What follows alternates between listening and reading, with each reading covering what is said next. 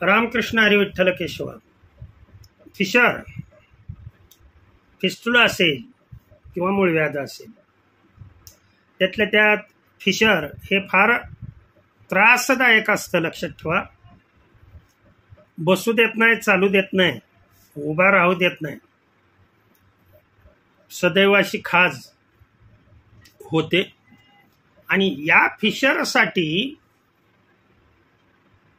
Completely बरं होण्यासाठी मी आजच्या व्हिडिओमध्ये मार्गदर्शन करीत आहे. जर चॅनलवर आपण नवीन असाल तर चॅनलला लाईक आणि सबस्क्राईब करा. जर सबस्क्राईब केलं तर हा उपाय आवर्जून करा, तुम्हाला याने निश्चित फरक पडेल. न सबस्क्राईब करता उपाय करा, अनुभव घ्या, म्हणजे तुमच्या लक्षात येईल. शेवटी आपली इच्छा सांगणं हे माझं कार्य आहे, हा काय व्यवसाय नाहीये. प्रथम फिशर, मूळव्याध आणि फिस्टुला हे एकमेकापासून भिन्न आहेत. ते आता इथं सांगत बसत नाहीये. हा उपाय मूळव्याध असणाऱ्या पेशंटनी, फिशर असलेल्या पेशंट, त्यातल्या त्यात फिशर फिस्टुलासाठी लक्षात ठेवा, हा अतिशय जालिम उपाय आहे. यामध्ये प्रथम खायचं काय नाही ते सांगतो मी. पहिली महत्वाची गोष्ट, तेलकट पदार्थ, पूर्णतः तळलेले पदार्थ, स्पायसी फूड, कोणत्याही प्रकारचं म्हणजे चटणी, आणि त्यातल्या त्यात बाहेरचं खाणं पूर्ण वर्ज्य करायचं. तुम्ही बाहेरचं खाल्ल्यामुळं तर आतापर्यंत लक्षात ठेवा हा तुम्हाला त्रास होऊ लागलाय. काय खाऊ नये ते मी सांगितलं. आता काय खायचं आहे ते पुढे मी सांगणार आहे. तत्पूर्वी चहा, कॉफी, कुठलंही असं जे पेय आहे, सॉफ्ट ड्रिंक, कोल्ड ड्रिंक्स असेल, हे पूर्णतः अवॉइड करायचं आहे.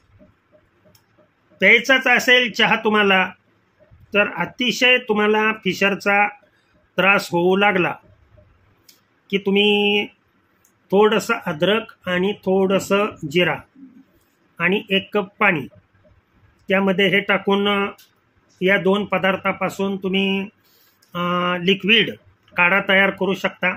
गाळून घ्यायचं आणि ते प्यायचं. त्याला काही टायमिंग नाही आहे. तुम्हाला वेदना खूप होऊ लागल्या किंवा असतील आता सध्या, तर हे केलं तर तुमच्या वेदना कमी होतील, परंतु फिशर बरा होणार नाही.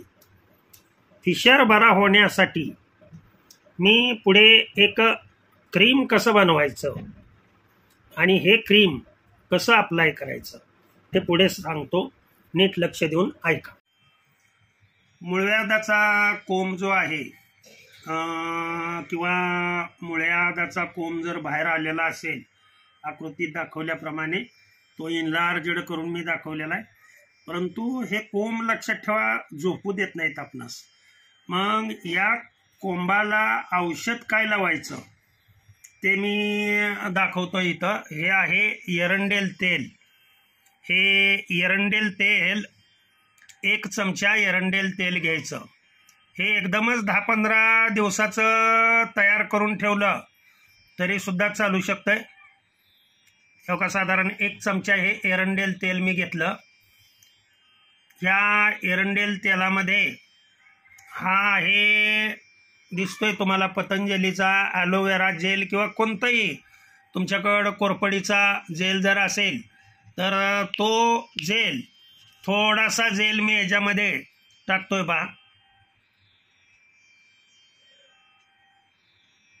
हा पहा मी साधारण 1 चमचा जेल त्याच्यामध्ये टाकला. आता हे मिश्रण असं आहे, हे एकत्रित बोटाने खलून घ्या. तुम्हाला हे पूर्णपणे पांढरं झालेलं दिसेल.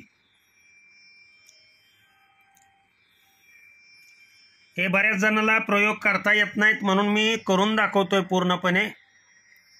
हां, झालं का बघा? हे पांढऱ्या रंगाचं बनलं का? हे मिश्रण पूर्णपणे पांढऱ्या रंगाचं बनलेलं असेल. आता याच्यामध्ये फक्त चिमूटभर ही हळद, आपण कुटून ठेवलेली ही हळद आहे. या हळदीमधील थोडंसं, हे पहा, एवढाच भाग मी घेतोय फक्त. साधारण एवढी हळद त्याच्यामध्ये मिक्सअप करा आणि सर्व हे एकत्रित करा. असं पूर्णपणे हे एकत्रित करायचं आणि हे तयार झालेलं मिश्रण शौचावरनं आलं, आपण संडास करून आलं, लक्षात ठेवा की त्या भागावरती अशा पद्धतीनं, समजा हा कोंब आहे, त्या कोंबावरती स्वच्छ संडास धुवून आल्यानंतर त्या कोंबावरती अशा पद्धतीनं लावायचं आणि त्या पूर्णपणे जे शौचाचं म्हणजे गुदद्वार आहे त्याच्यामध्येही असं बोट घालून तुम्ही आतून असं पूर्णपणे गोल लावलं तर तुमच्या लक्षात येईल की हा कोंब साधारण 8 ते 9 दिवसामध्ये पूर्णपणे नाहीसा होतो आणि याचं दुखणंही पूर्णपणे बंद होतं. आता याच्याबरोबर आणखीन विलास दुसरा काय करायचा आहे ते मी पुढं सांगतो, ऐका पुढे. आता या क्रीममध्ये आणखीन तुम्ही खोबरेल तेल जर मिसळलं तर आणखीन त्याचा परिणाम चांगला होईल. एकदाच करून ठेवा हे, अमाऊंट जास्त घेऊन, आणि अनुभव घ्या. जेवण करताना पाणी प्यायचं नाही.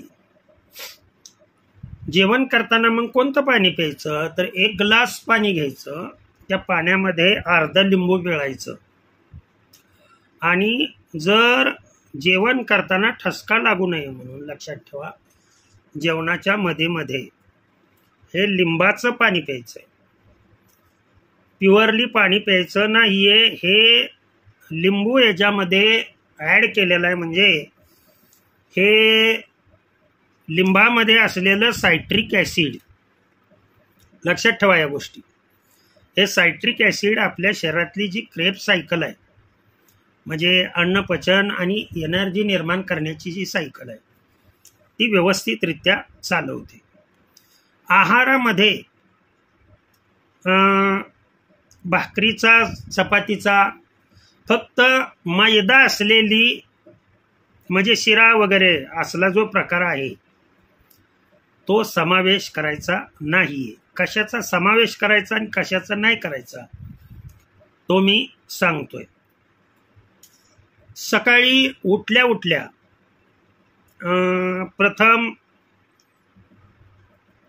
म्हणजे रात्रीच झोपताना वॉश करून झोपायचं आणि सकाळी उठल्या उठल्या 1 तांब्याभर कोमट पाणी प्यायचं, की जे पाणी पिल्यानंतर ढेकर येईल तुम्हाला आणि शौचालय जे आहे ते तुमचं पूर्णपणे साफ होईल.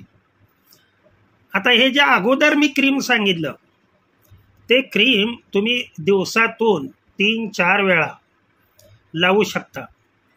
त्यातल्या त्यात तुम्ही शौचालय जाऊन आल्यानंतर तुम्ही या क्रीमचा जास्त वापर केला तर अतिशय चांगलं. मूळव्याधाला कोंब असतो, लक्षात ठेवा. फिशरला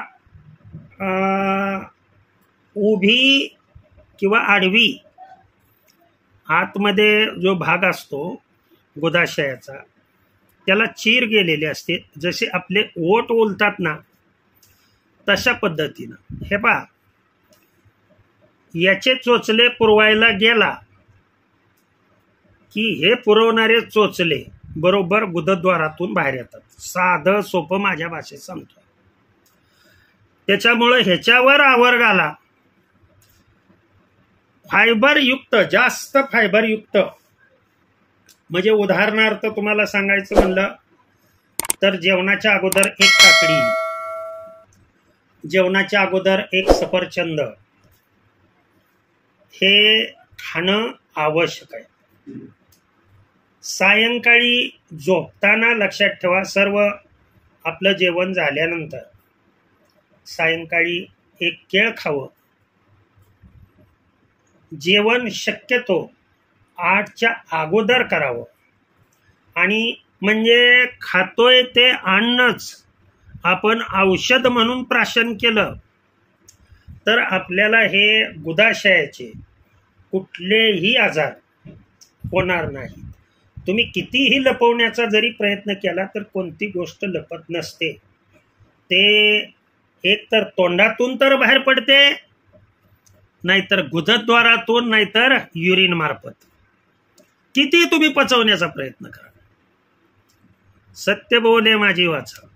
तुम्ही काय केले, काय खाल्ले, काय नाही, आणि तुम्ही काय बोलला हे फार महत्वाचं आहे. इकडून हे खाण्याचं तोंड आणि बाहेर सोडण्याचं तोंड, हे दोन्ही जे आहेत ना, हे फार महत्वाचे. याच्यावर जर तुम्ही आवर घातला तर त्या भागावरती आपोआप आवर येतो. फक्त कोल्ड ड्रिंक्स अजिबात घ्यायचं नाहीये. थंड पाणी प्यायचं नाहीये. त्याच्यामुळं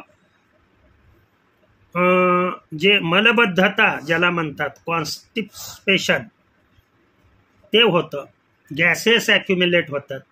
सो मेनी ऑफ हीट बॉडीमध्ये वाढली जाते. परिणाम असा होतो की या तिन्हीमध्ये त्याचं रूपांतर होऊ शकतं. पुढेही ऐका आणखी. फळांचा रस फक्त प्यायचा नाही, ते फळ. आता सफरचंदाचा ज्यूस काढून पिऊ नका. सफरचंद खा, काकडी तुम्ही खा, लक्षात ठेवा त्याच्यामध्ये फायबर आहेत. आणि मुगाच्या डाळीचा किंवा सर्व प्रकारच्या डाळीचा शक्यतो आहारामध्ये वापर करा की जेणेकरून तुमचं वजन कंट्रोलमध्ये राहील आणि कुठल्याही प्रकारे तुम्हाला म्हणजे थकवा येऊ शकणार नाही आणि पोट तुमचं नियमितपणे साफ होत राहील.